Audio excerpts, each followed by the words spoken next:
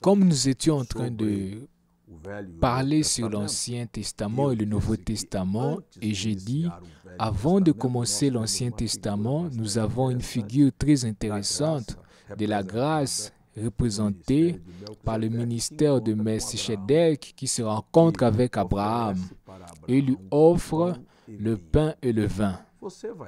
Vous allez voir que le sacerdoce qui offrait dans l'Ancien Testament, ils ont célébré une Pâque avec de l'agneau et non avec de pain et le vin.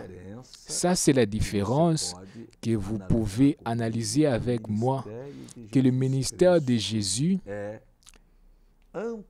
est anticipé par l'apparition de Melchisedec, qui va célébrer le pain et le vin en montrant le sacrifice de Jésus pour l'humanité. Je vais juste prendre cet exemple ici pour parler sur la Sainte Seine du Seigneur.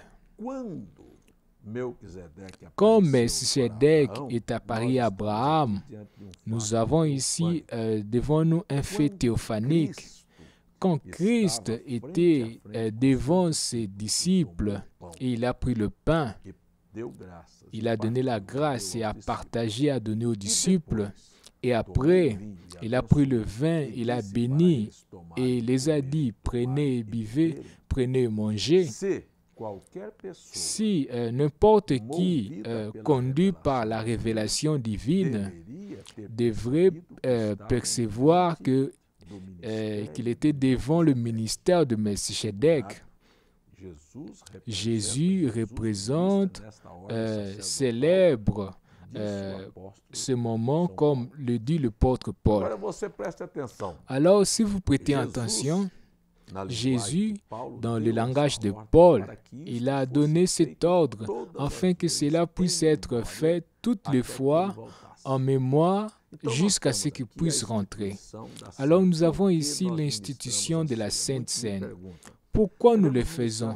Des gens me demandent, on doit le faire une fois par année, tout le mois, chaque 2 mois, ou 2 fois par année. Jésus a dit, toutes les fois que vous allez le faire. Il n'y a pas un temps ordonné. Mais nous savons que par la Bible, par l'histoire, que l'Église primitive s'assemblait tout le premier jour de la semaine et partageait le pain et mangeait ensemble. Ils célébraient ensemble la représentation de la Sainte Seine. Mais dans nos circonstances, cela nous amène à faire cela une fois par mois, qui est une opportunité que nous avons pour amener cette réflexion à l'Église, qui est un fait tellement important dans la vie chrétienne. Nous voulons rappeler chaque fois que la Sainte Seine n'est pas une tradition. Elle peut être faite, célébrée chaque semaine, chaque mois, chaque semestre. Cela ne fait pas la différence, car toutes les fois que vous allez le faire, on doit le faire en mémoire de ce sacrifice. Je vais vous rappeler aussi que Jésus a pris le pain et le vin la nuit où il a été trahi. Le mot « Seine » veut dire le dernier repas de la nuit. Quand vous avez une église qui célèbre cela le matin, ce n'est pas la Seine, c'est une autre chose. Quand vous avez quelqu'un qui le fait les après-midi, c'est une autre chose. On doit être biblique dans cela. Si Jésus a célébré cela la nuit, alors quand vous avez une Sainte Seine pendant la journée, c'est complètement contre les Écritures. Comment Jésus a célébré la Sainte Seine? Il a célébré cela avec le pain et le vin. Alors nous pouvons ici faire une autre réflexion.